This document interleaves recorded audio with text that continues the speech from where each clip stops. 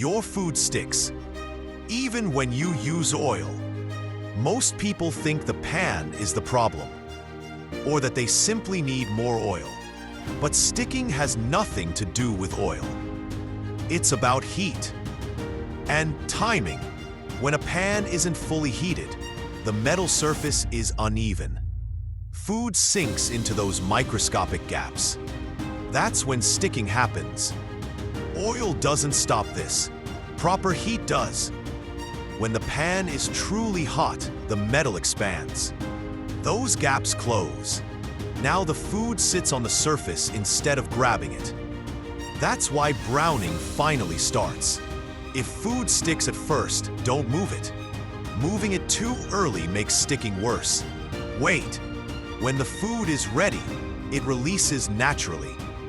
Less oil, better timing. That's how you stop food from sticking.